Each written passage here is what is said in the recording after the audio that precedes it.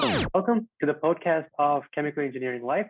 We are here today with Faiz Omar, who is a chemical engineer and currently working as a senior distillation technologist. Thank you very much for being with us today, Faiz.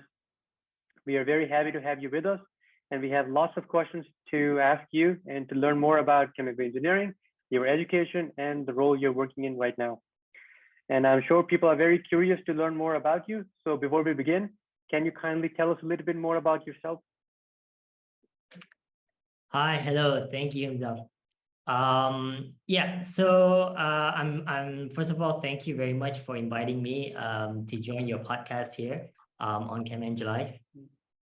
So a bit about myself. My name is Muhammad Faiz bin Omar. I'm currently 32 years old, and I am a senior distillation technologist at a Malaysian a national oil company called Petronas here in Malaysia. And I'm currently the senior distillation technologist at Petronas's Malacca refinery. So this August will be marks my 8th year with the company. Wow, amazing. So once again, thank you so very much for being with us today. And you seem like a very experienced professional in chemical engineering. So we are very happy to have you, and looking forward to asking you all these questions. So let's get the ball rolling. And to begin with, we would love to know more about your educational background. But before we do that, first things first, what motivated you to do chemical engineering in the first place? Yeah, all right. Okay, the first question.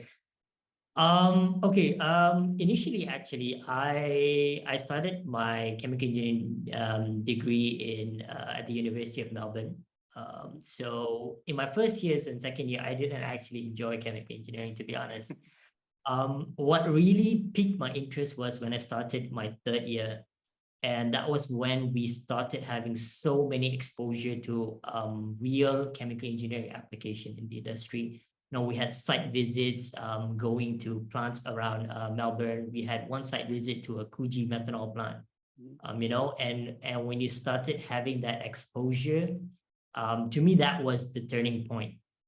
Being able to see what you've actually learned, the theories that you've learned, and being able to apply it in the real world. And you see it, for the first time, you see an active distillation column. And that was the starting point for me. And that drove on to become a passion and wanting to be able to actually apply my chemical engineering in the industry later on.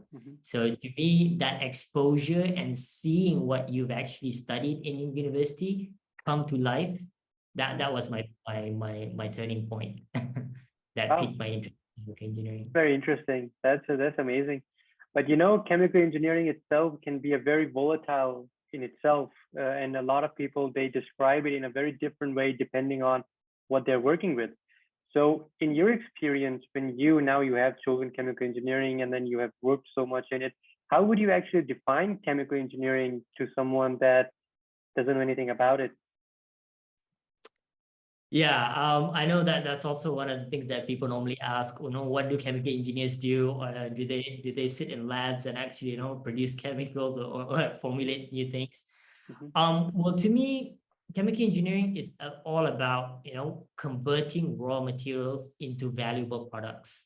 It involves everything from chemistry to biochemistry to physics, mathematics. So the main idea, it's about realizing that knowledge that you understand. It comes from the basic of whatever you've done in chemistry. Let's say a simple reaction. So chemical engineering is what brings that to life. You have a chemical reaction that actually converts one product to another. That's lab scale. What chemical engineering does takes that fundamental knowledge of it and apply all the engineering and be able to scale that up and actually produce that in industry scale.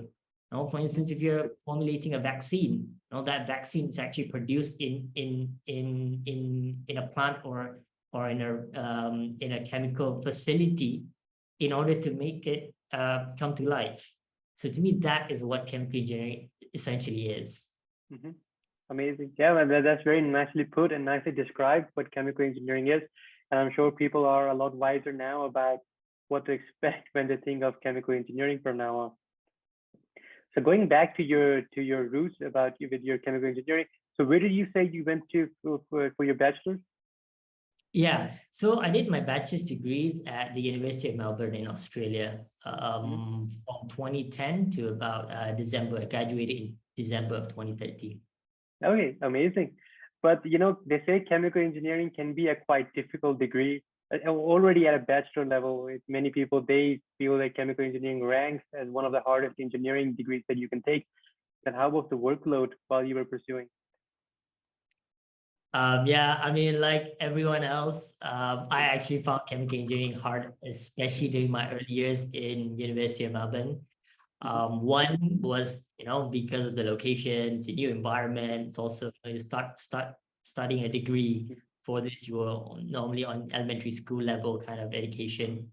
Mhm. Um, so to me, it was I was actually a bit I was actually struggling at the start of it, and mainly it was because of the mindset. I would say one of the things that you during your secondary kind of education, um, in a way you are institutionalized by the system whereby it's all about focusing, on getting good grades. You want to get 100, you want to be able to excel in that. But we don't focus much on really understanding something. Mhm. If you get 100 in an exam, you're happy, but you don't realize whether you actually understand the knowledge or not. Mhm. Mhm. When I started changing my mindset, I think that was how I really started seeing chemical engineering in a different way, and that really helped me try to accelerate and start to understand and excel better in chemical engineering. Mhm. And in terms of workload, there was actually a lot. I did not think it was that much. It came from assignments, tutorials, you had plant design projects. At the same time, you had lab work. Balancing all of that was really critical. And the key was in proper time management. I normally have had an organizer to actually track all of the workload that I had and the due dates. And being able to be on top of everything was really critical to make sure that I meet all the deadlines and Mhm. prevent unnecessary stress. At the same time, because you want to balance your life as well. So it's normally about staying on top of everything, Mhm. but not ruining your Friday nights. Exactly.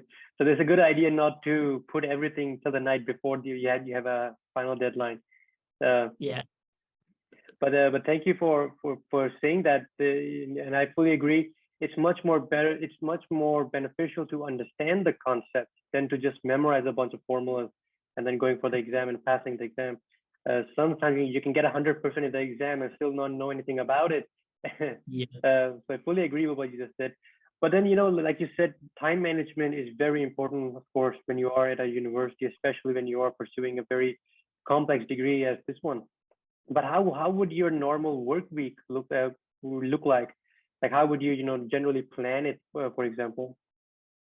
Yeah. So normally during my university days, we had quite a flexible schedule. So meaning at the start of the semester, all the classes come up, you know Mhm. what the course, what subjects you'll be taking for that semester. Mhm. So you had the opportunity to register yourself in certain classes. So what I normally do, I like to try to focus my classes on 3 days of the week. I try Okay. to arrange it so that I focus 3 days. It'll be a bit packed, maybe morning till afternoon. I'll have all my classes 3 weeks, 3 days of the week. Mhm. But I try to focus on those days. So I normally what I would do is I'd schedule my classes in the morning, if possible, and my tutorials in the afternoon. I focus during that time. So 3 days of the week, I'd go to classes, followed by tutorials. Whatever assignment that I have, I try to stay back.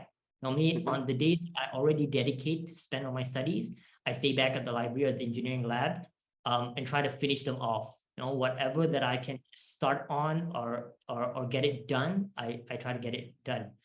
Mhm. So then during my off days, I can try to actually balance a bit.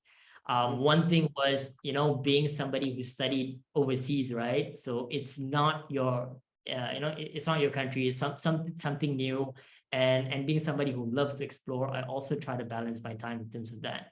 So you focus in a way, you study hard, you also play hard. So you Exactly. still balance. Yeah. Mhm, But yeah, I always schedule my days like that. So the days that I already prepared to focus on my studies, I just spend mhm. and try to take everything done on those days.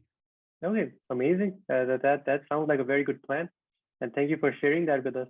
But even though you can do everything you can, but chemical engineering, there are some topics that everyone finds difficult, and you can put in so many hours in trying to learn it.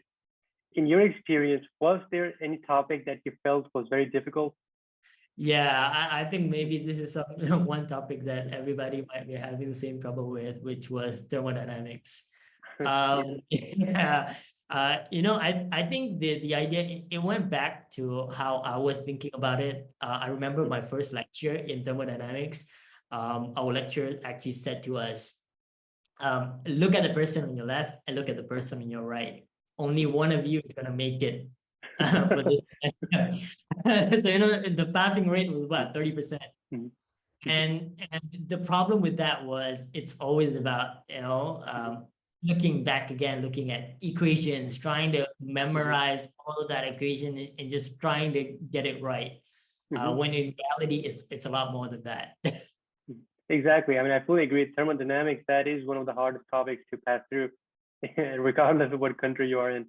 Uh, but that would be interesting to know then, for example, if the people that are watching, the students or the graduates, and what tips would you have for them to actually, what would make it easier for them to go through thermo topics like thermodynamics? What helped you pass the course? Yeah. So what I did was I was trying, what really helped me in understanding thermodynamic, one was changing the mindset. It was not about trying to memorize, all of the thermodynamic equation and just being able to answer tutorial questions or past year questions. It was going back to a lot of tedious. It does take time, but nowadays YouTube is a really helpful tool. People are teaching concepts in really, really easy kind of Mhm, ways. I mhm, remember back then I was using it, it might not be as mhm. as advanced nowadays, but one website that was available was Khan Academy. I remember during that time. Ah, yes. Yeah, that was one way he was really Mhm, teaching things in simple terms. And then it was a lot of looking up, going to find reference books that mhm, really teaches the application of thermodynamics. What I realized was when I was able to understand how thermodynamics was being applied in the real world, that started to accelerate my understanding. It was no mhm, longer about just memorizing equation, but mhm, understanding the concept of it. And when it came to exams later on, even though the questions were not even related to whatever were in the notes, but when you understood the concept, mhm, first off, thermodynamics, how is it actually being applied? And mhm. you were able to even answer any types of questions. And you realize it really does help, especially when you go into the industry later on. Well, that's very amazing, and that's a very nice, very wise advice. That and I second what you said. Understanding the concept is the most fundamental thing that you can do when you are when you are facing any difficulty in any course. So yes, thank you. But it is very interesting that you hear many times, just like any other chemical engineer might have heard. Every time you talk about chemical engineering, people automatically connect it with chemistry. Uh, and so what your experience has been in that? Like, do you really feel that there is a lot of chemistry with chemical engineering, and what is the basic connection between the two disciplines? Yeah. I also was thinking about the same thing when I took a chemical engineering degree. I thought it's gonna be a lot of, like becoming a scientist or something.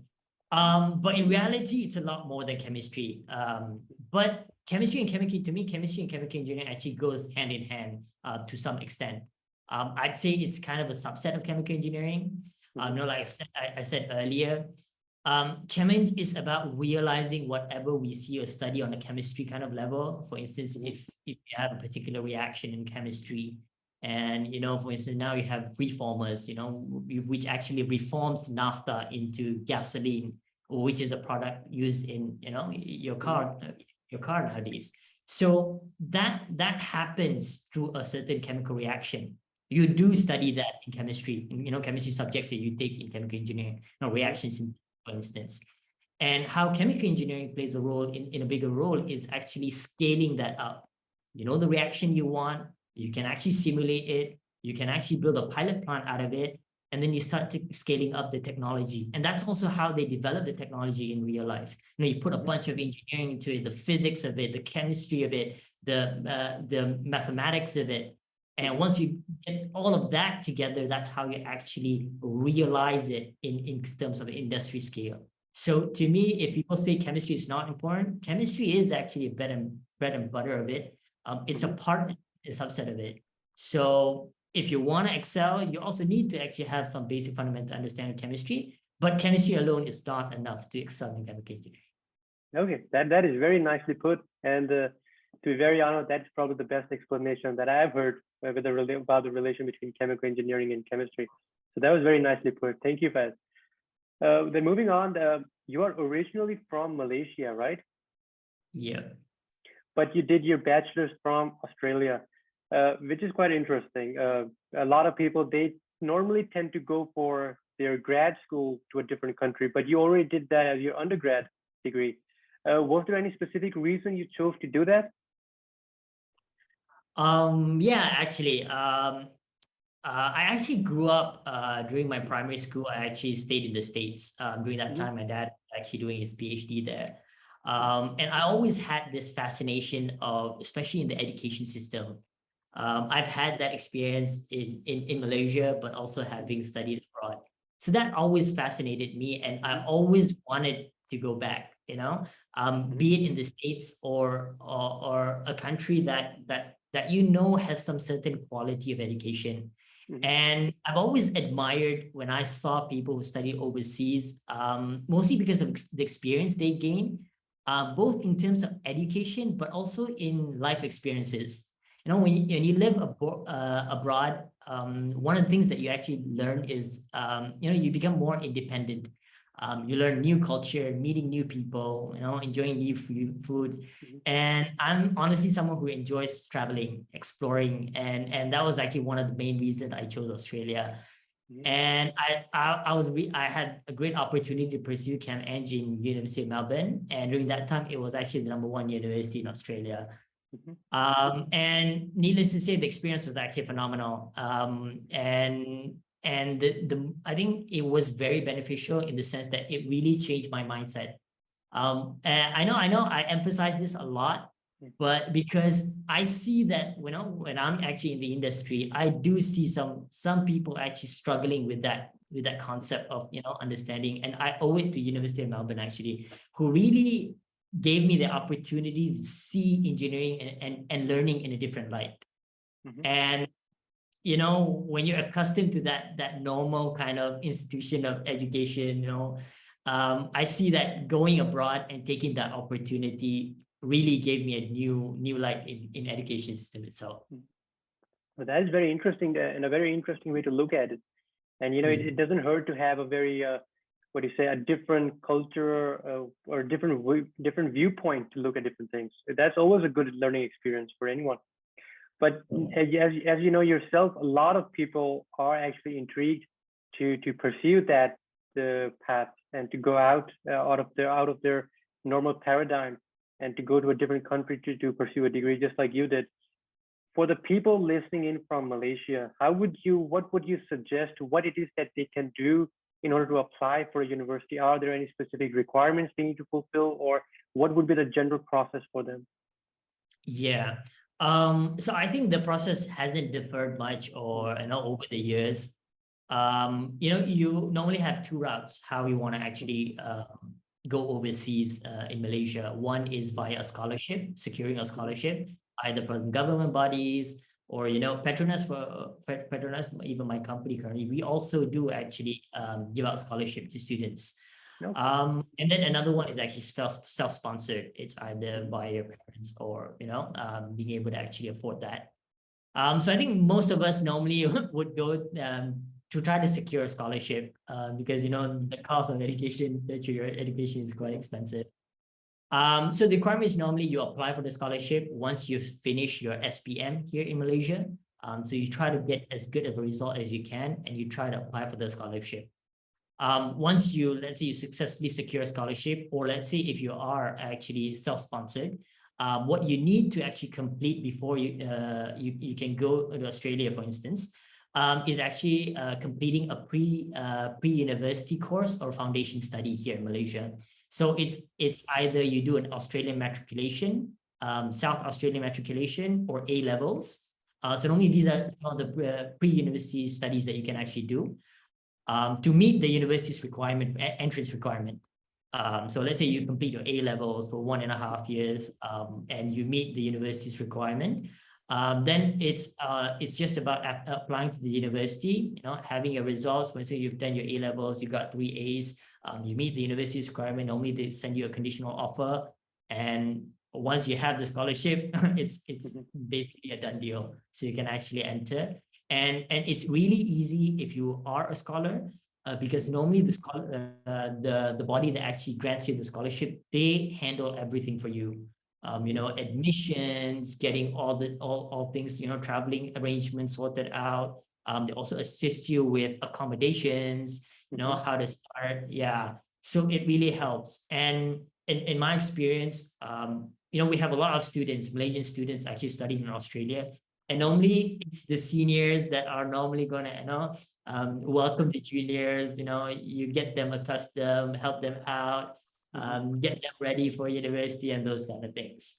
So I think opportunities are always available each year. It's about scoring and trying to secure a scholarship, or the other option is be self-sponsored. Okay, amazing. Thank you. But just like you said yourself earlier about that there is a great deal of difference in the cultural or in the traditional teaching way in the different countries. Like you said yourself, in the States, in Malaysia, and maybe in Australia, they have a very different way of learning, and the teaching culture might be very different.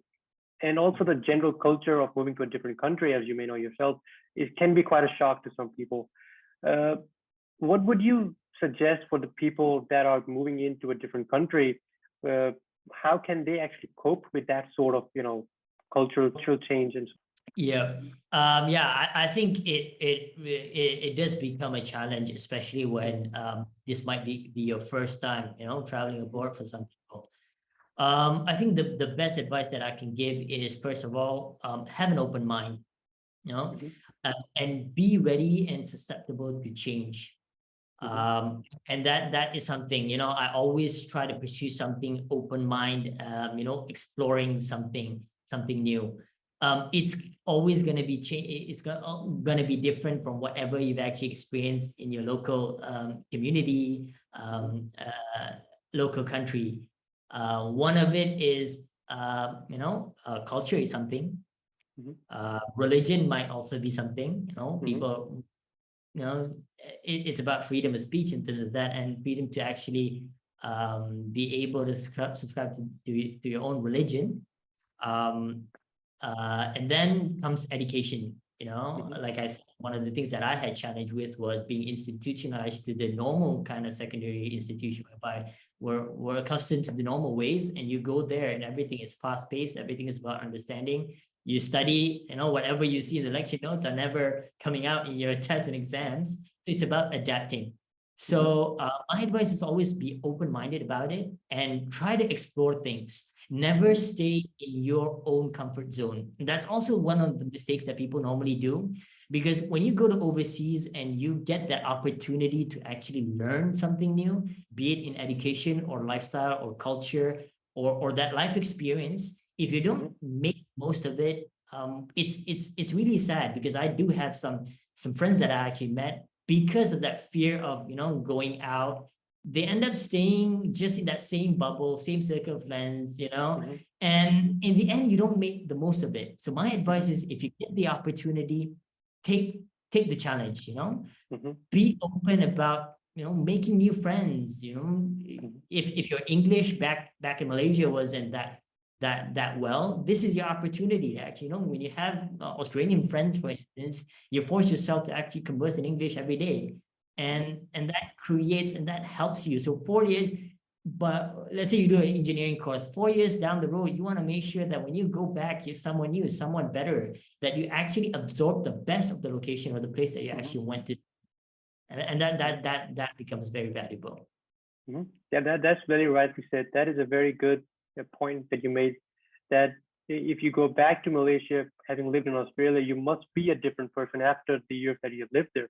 You can't expect to be the same person because that is the waste of the entire experience that you went. That is very, very, very rightly said. But then while you were in Australia, did you have any internships or student jobs with your degree? Yes, I did. I actually did my internship, but I did it during my summer break back in Mm-hmm, Malaysia. And I was very fortunate to have the opportunity with an engineering design company, mm-hmm, and exposed to engineering studies and process design aspect of it. mm-hmm. And that was really fun for me during that 3 months internship period. Okay, well that's amazing. But many times, many students or graduates, they end up hitting a wall because they don't really know how to find these internships and how to actually approach the company to get them the internship. So in your case, how did you find the position and how did you end up applying for it? Yeah, I know back then, for instance, LinkedIn wasn't that famous. I was studying in 2010 to 2013. And it was a bit more manual during that time. So it was about, finding opportunities, advertisement on, Mhm, companies' websites, if let's say mhm, they're looking for. So you mhm, update your resumes and you normally try to keep on applying one after another. At the same time, you normally join career fairs. I think that was a mhm, very good opportunity. And mhm, one of the best advice I got when I went to a career fair was, that this HR recruiter actually told me, when you go to a career fair, the idea or the objective is not about, printing 100 resumes and mhm, just sending it off. It's not mhm, about that. It's mhm, about creating an impression to those recruiters. If you can create an impression to the recruiters to a point that they actually gave you their business card, that means you have a chance. That means you made a lasting impression on them, and then mhm, they actually remember you enough to actually request for your resume, then that you actually have a shot. So it's not about going around just giving resumes, mhm, it's about making that impression. And that actually gives you the opportunity. But mhm, nowadays, I think it's a lot easier, to the generations these days. I would recommend you to fully utilize platforms such as LinkedIn. mhm, I for one say that LinkedIn has actually really helped me a lot in connecting with, amazing people, amazing companies, doing so many things mhm, through a diverse portfolio within the industry. So really utilize that to actually keep on applying and getting opportunities. mhm.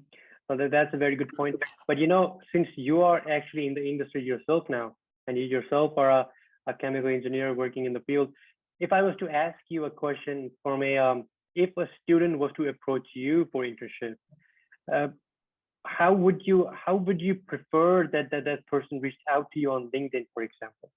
Like, what would make a lasting impression on you from the student side? Yeah. So normally what I do, for instance, like I think 2 weeks ago, I actually posted an opening. I was Mhm, actually looking for an intern kind of position. mhm, And normally, yeah, because the official platform of it is actually submitting a resume. mhm, But I do like, what normally intrigues me is people who submit via the online and sometimes take the time to connect with me via LinkedIn, mhm, and they make a lasting impression by it's simple. Sometimes they just tell you, oh, thank you for the opportunity and I'm really interested, and mhm, and they give you a bit of an insight about them. Sometimes just a short sentence saying that I'm someone who's really talented in this, I've done this and that. I believe I can contribute to your company in terms of this area, and I would love the opportunity to sit down with you and discuss what I can help you establish during my internship. And it's small messages like that, because sometimes application, you'll get hundreds and thousands of applications, but people who are willing to go beyond that, because remember, when you're going for an application, it's not about being mediocre, it's about mhm. standing out. So if you can Exactly. do anything that can actually make people interested to even give you a call, and Mhm, I normally contact these people who really take the time to connect with me and mhm, just reach out. And I do make time to, give them a call mhm, and try to have a chat and see if, you're interested in the job that I'm doing and mhm. if you're fit for the position. That means that it's not simply enough to just click on the send button and send your application, but it has to do a lot more. You have to be a lot more active in reaching out to the person and maybe making a lasting impression. And that is something that is going to stand out, I believe, among all the students when they listen to that advice. Thank you. But coming back to your own internship when you did it, so how was the internship? What did you do as an intern, and what were your tasks and responsibilities? Yeah, I did my internship during my summer holidays. So in Australia, normally summer holidays is about 2 to 3 months. So it was a lot shorter than other some universities get the opportunity to do a semester, and actually do 6 to 8 months. And even though it was a short period, I think the most important part of doing internship is maximizing the opportunity that you have. During my time, I had the opportunity to join, these engineers doing engineering studies, process simulation, design. And I was really fortunate to get supervisors or, engineers that were really allowing me the opportunity to contribute. And I do the same nowadays, when I'm an engineer and I take interns, I like to give that opportunity to interns. Sometimes you interns have 8 months. So it's all about seizing that opportunity. And the idea when you want to maximize your internship, it's always about being prepared. See what strength and how you can actually contribute. Because when you work with an engineer, people normally take interns because they want help. I've got a lot on my plate and I need somebody who can actually take it off. And it's a great opportunity for you to start learning things. So my advice is when you get the opportunity for internship, be proactive.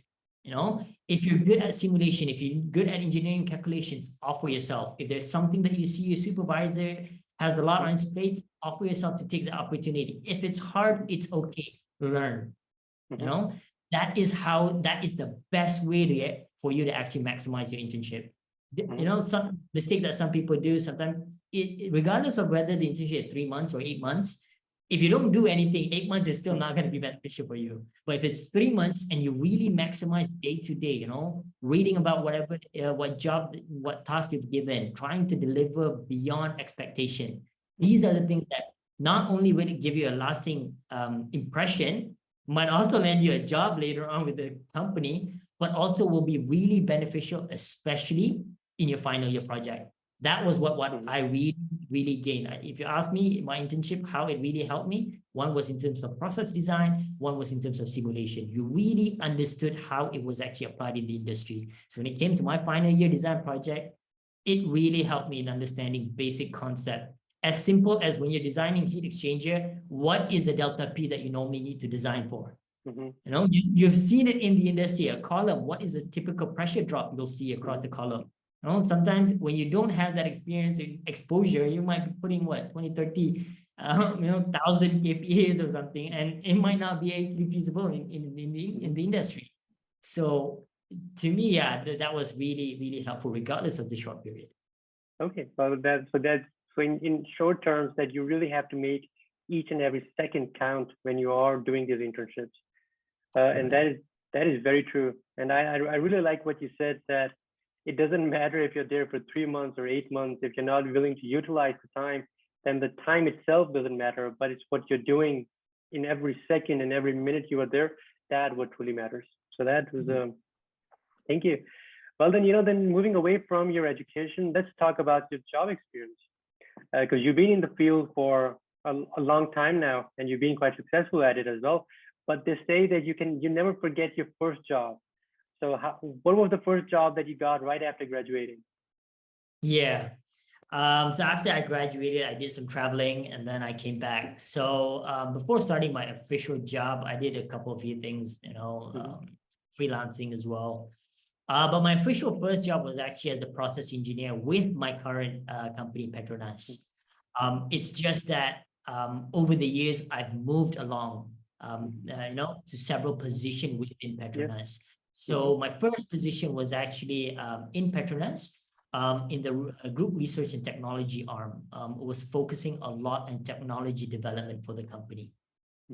But when you graduate, once anyone graduates from any field, you would say it's the hardest thing to do is to land that very first job, getting your foot into the industry, because you really have to convince the employer that you are worth the risk and the money.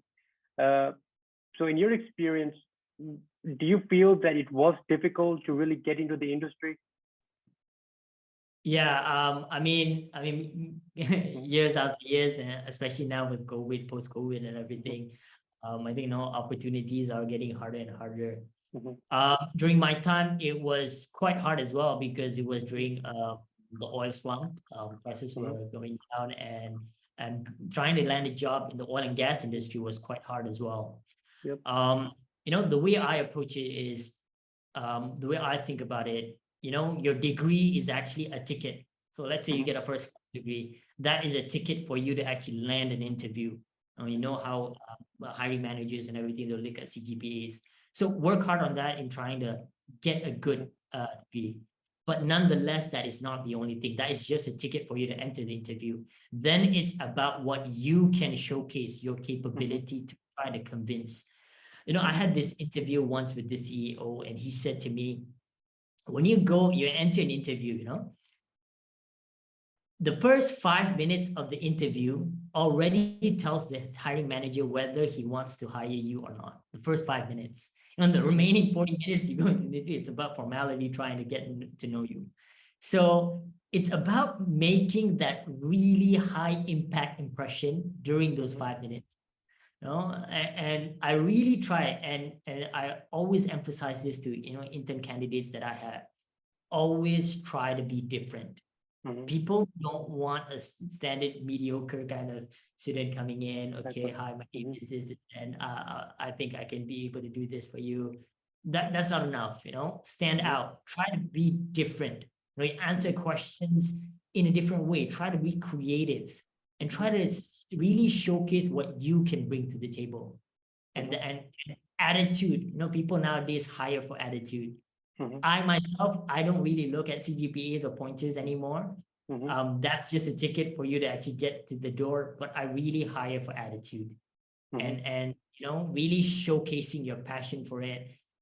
You'll really be able to actually do it in the interview if you're really interested in that job, and you have what it takes to actually carry that out.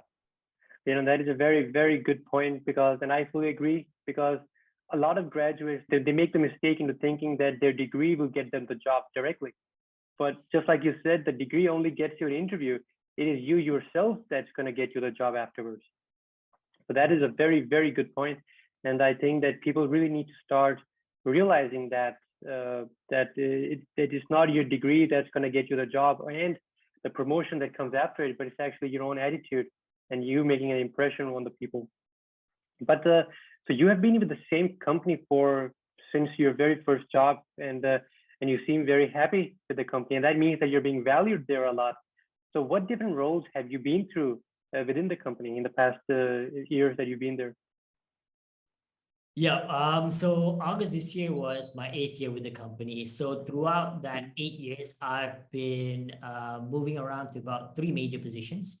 Mm-hmm. So like I started off with research. So it was really about doing some lab work, technology development, scaling up the technology from inception, so the idea of it, up until actually producing a technology. So during my time, we were actually producing a mercury removal absorbent. So that was a proprietary kind of technology by Petronas. So Mm-hmm. got that opportunity to develop that technology from start till being commercialized internationally. So that was my stint in research.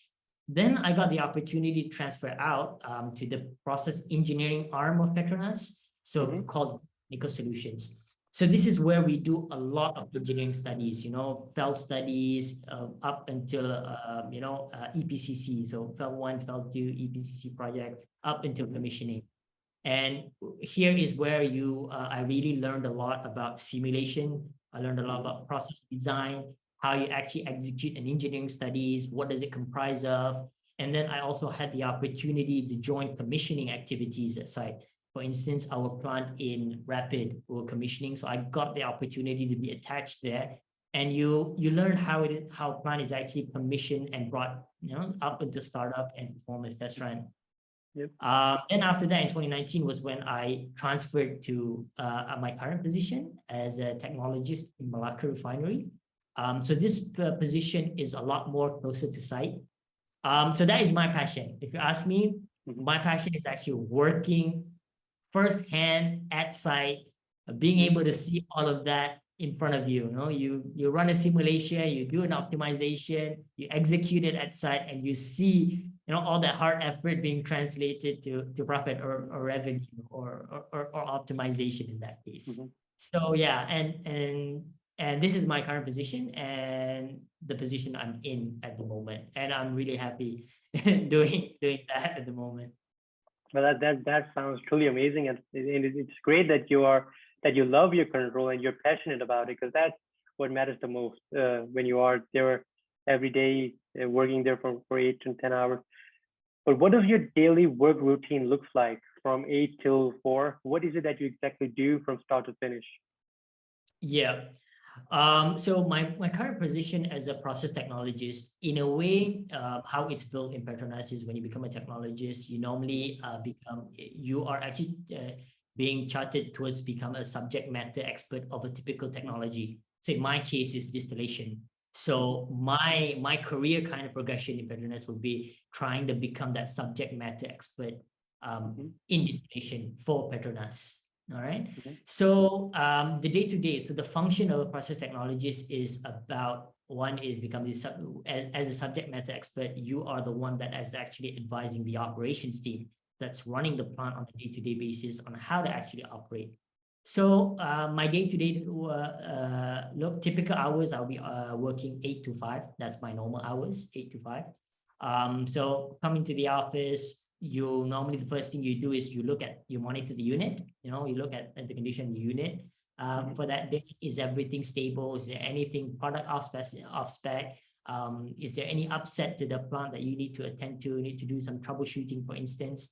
And once that's done, you normally have some meetings with the operation guys, just to see how everything is going, if there's any assistance that's required, from our side as a technologist. Then after that, normally you attend meetings. Meetings are always part of work as an engineer. If anybody tells you becoming an engineer, you're always at site, that's not the case. Meetings are always there. Then normally in the afternoon, you go down to the operations. You go to site to actually look at the condition of the site. Is there anything that you need to attend to? Besides that, as a technologist, you also look into optimizing the plant. For instance, in energy, what can you do to improve, to reduce the energy cost, for instance? And then in my case, let's say you're processing new crudes or new feedstocks. So technologists are the one that actually evaluating, you run simulations, you see, is there any bottlenecks of the plant? Is there anything that you need to do or you need to advise operation teams to adjust in order to accommodate for these new feedstocks? You conduct test runs and engineering studies, those kind of things. So day to day, you go from monitoring the unit, going to site meetings. At the same time, you also continue, optimization studies and all that. Well, that sounds like a very busy schedule that you have every day. Yeah. But then if I was to ask you, because you're dealing with a lot of balls in the air, and you're dealing with a lot of tasks, and you have a great deal of responsibility, what would you say are the 5 top hard and soft skills that you really need, that you use every day at the job? Yeah. I think this refers to my job and as well, typical process engineer's job in the industry. I say 5 hard skills that you have. One is, having a strong technical or chemical engineering fundamental. That's something that really helps, especially when you're doing an engineering kind of position or engineering role. Number 2 is, in my case, is process design, and understanding that engineering really helps. Number 3 is process simulation. It helps either you're in an industry whereby you're doing engineering design, or you're also in operations whereby process simulation is being used as a tool for troubleshooting, for understanding your unit, for instance. So it really helps in that sense. And troubleshooting, so your skills to do problem solving and troubleshooting, and it is really having that critical kind of thinking. What else can you do? And the last one is, I think, a bit more newer and becomes in a way, a requirement is data analysis and digitalization. I think the industry is transferring to that, and I think that is one of the important hard skills. In terms of soft skills, I would say things that are important is leadership, communication, teamwork, problem solving, and creativity and innovative thinking. That really goes a long way, especially when you're working in this kind of industry. Yes. Okay. Well, thank you. Would you mention about data analysis and working with data when you're working as a process engineer, which you yourself said very rightly that it is something that is becoming more and more apparent in chemical engineering world, which it was not in maybe a few years back. What would you say that if programming is becoming more and more prevalent within chemical engineering, and if should the coming graduates be more experienced and much more trained in that area as well? Yeah, I mean, I would say that because I mean the industry is shifting. I mean, one of the things that accelerated digitalization in the industry was actually COVID. Before COVID, people were trying, the move was really quite slow. We're trying to transition, but when COVID struck, people changed.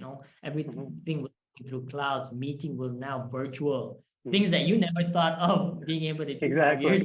Meetings were at site, for instance. But you realize that digitalization accelerated that.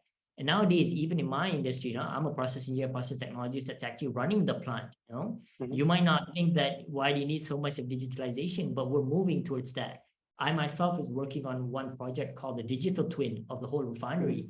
And that's really looking into automating everything, doing predictions, doing data analytics to try to predict and try to optimize things. And that demand is increasing over and over, in folds over the years. And you can see, even though you're a chemical engineer, you need to be able to know that. You have this whole new batch of data scientists and everything that are actually doing these things. Exactly.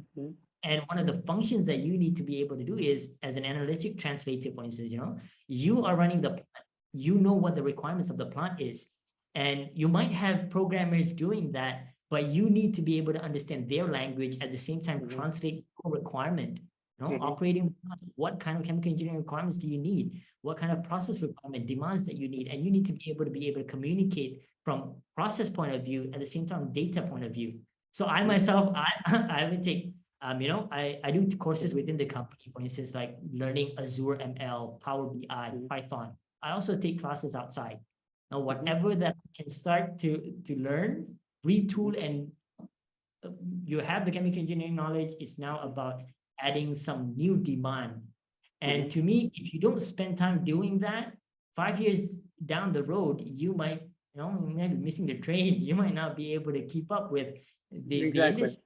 Like it or not, it's you got to be able to adapt to that. So I recommend young engineers, if you're doing chemical engineering, if there are courses that's offered to you at university level, for instance, introduction to programming, introduction to data analytics, by all means, take that opportunity, because I will guarantee that you will definitely be using it in the industry later. Yep, exactly. And you have to keep up with the industry, regardless of you are a fresh graduate, you've been there for 10 years, 20 years. The industry keeps changing, and you just need to stay in par with them. But if I was to ask you, like, for example, just because if people should be interested in data optimization, data analytics, what programs typically should they prioritize for their own learning? Yeah, I think nowadays there's so much that's available. But in my experience, in terms of doing programming and these kind of developing solution tools, what I had experience was doing Azure ML. So Azure ML is one very useful tool. I've used that to even develop data analytics solutions, predicting tool. And then in terms of dashboarding, Power BI is a very good tool. In terms of program, R or Python, that is something that, so I've been slowly learning Python. Because in our company, that's one of the programming language that we use a lot here. So limit yourself to that. You can take a lot of courses online. Udemy has a very good courses. Coursera has a lot of all these kind of that you take. Perfect. And thank you so very much for that. And I fully agree that people really need to start learning programming and data science because it is becoming a more and more uh, subset of chemical engineering and especially process engineering. So thank you for that. Um, but you are still in the, I would say you're still in the very much the early phase of your career and you're still looking down a long and a successful career ahead. So what is your plan for the future? Do you wish to, you mentioned you're working towards an SME role, but what do you see for yourself in the future other than that? Yeah. As of right now, my current plan is to still pursue that kind of technical professional kind of role in the area of distillation and fractionation. Mm-hmm. And to hopefully make a name in the industry, want to become an expert in my field with the necessary experience and knowledge throughout the years. But I do foresee myself along the way, maybe, down perhaps getting the opportunity to, maybe do an MBA, for instance, Mm-hmm. or move towards a leadership kind of role to be able Mm-hmm. to contribute back to the younger engineers and Mm-hmm. also to the fraternity and society on a bigger picture. Okay. Well, that's truly amazing. But you are working in the petroleum industry in Malaysia, and Yeah. in your opinion, do you think that there are any other industry in Malaysia that is prevalent for chemical engineers?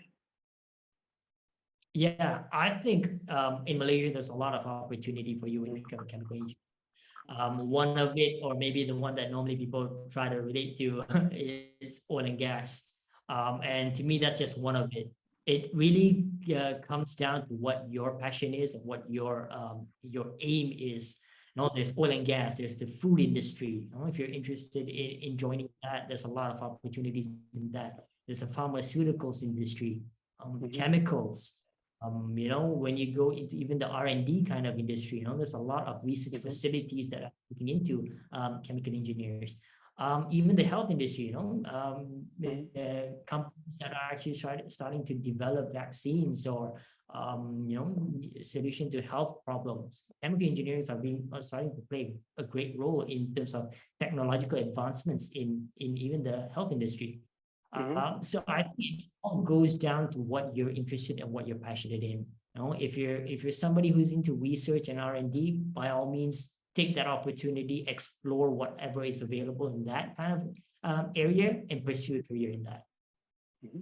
But that's a very good point because the trap that many students fall in is that they end up choosing the wrong industry, expecting something else, and they end up getting something else. What would you suggest for the students to actually how to find their passion and how to really find that, what, this industry works for me, this one doesn't work for me? Yeah. Yeah, I think this is always the gap. It's also the same thing that I normally talk to when I engage with university now that I'm in the industry. Trying to bridge that gap is really Mm-hmm. important, especially in providing focus or opportunity or exposure to students. Mm-hmm. As a student, my advice would be try to, one opportunity that you have to engage in industry is especially during your internship. So that gives you a platform for you to be able to have access to what is out there. When you do your internship, you get that exposure, talk to as many people as you can during that time.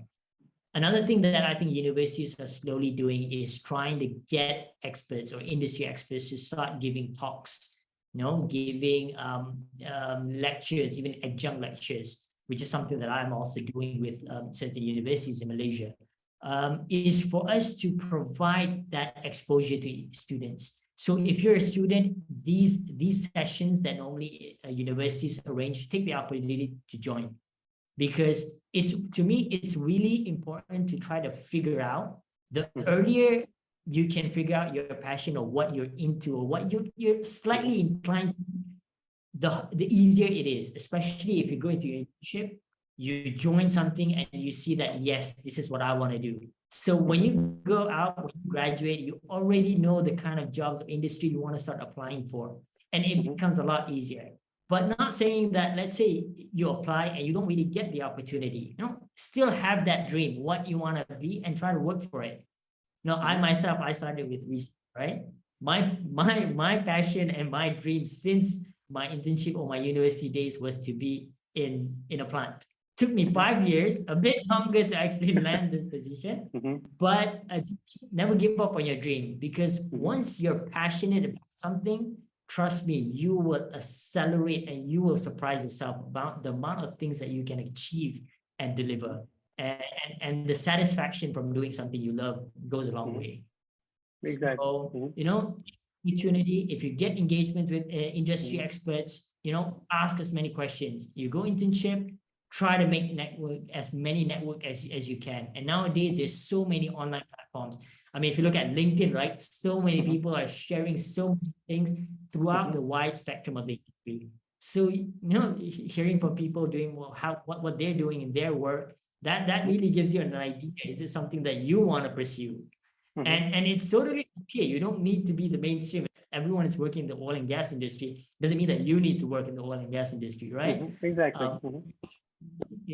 By all means, pursue whatever you're passionate in. Exactly, and I fully agree that people really have to make the best out of these tools that are available right now, like LinkedIn, for example, and just reach out and ask people what they're doing, and then really find your passion. And then what you said, I just remember that famous saying that if you do what you love, you won't work a single day in your life. So Yeah.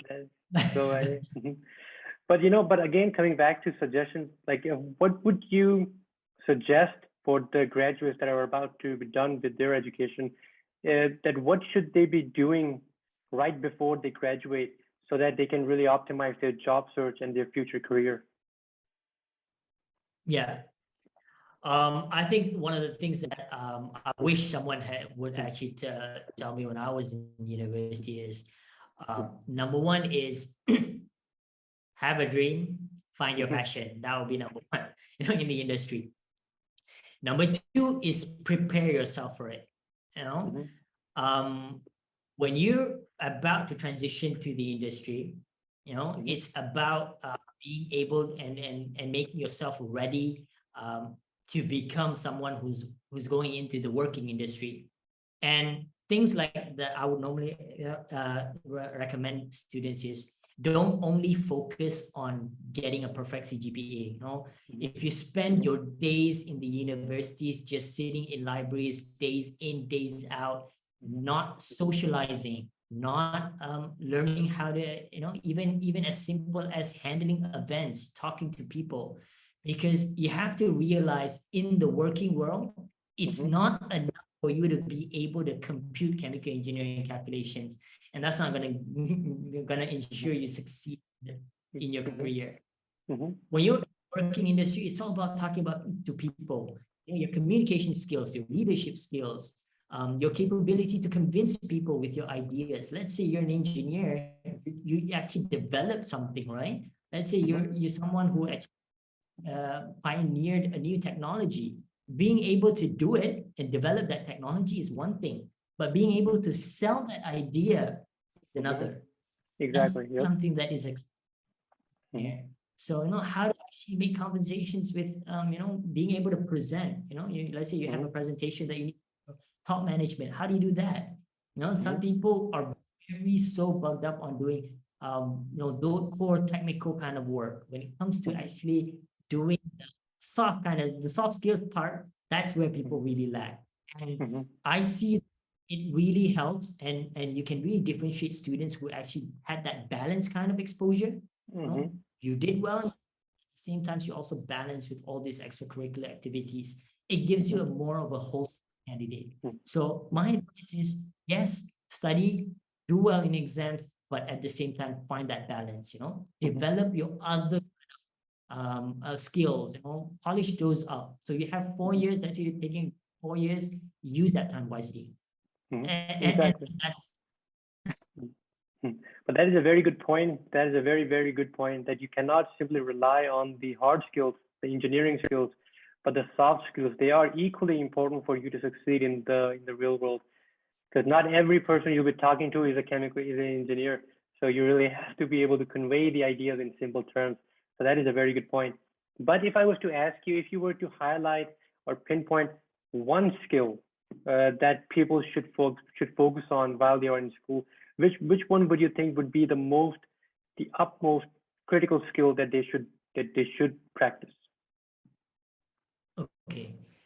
If you ask me, I think the most critical and most important aspect of it is practice understanding.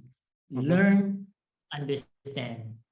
Mm-hmm. Because that skill is a really hard skill. Yeah. And I can give you an example of,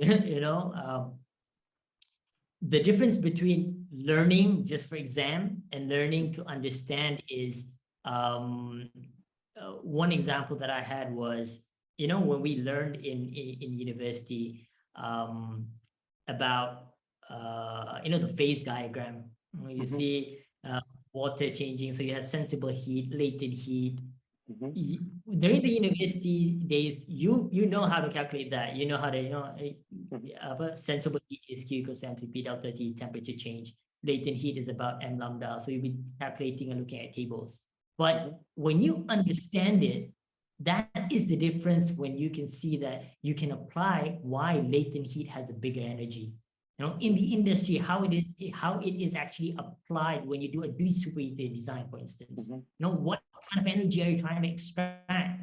And when you understand that fundamental concept, you are able to apply it in the industry in so many cases, as compared to being able to read, Mm-hmm. the lambda value and be able to compute that. So if you Exactly. ask Yep. me, the most important skill, try to learn to understand, not to Mm-hmm. learn for just steps. And that will take you, trust me, it will serve you Mm-hmm. well throughout your career. Because Mm-hmm. when you have that kind of mindset, you apply the same thing when you go into the Mm-hmm. industry. You learn Mm-hmm. something new, it's about understanding, it's not just about completing a task.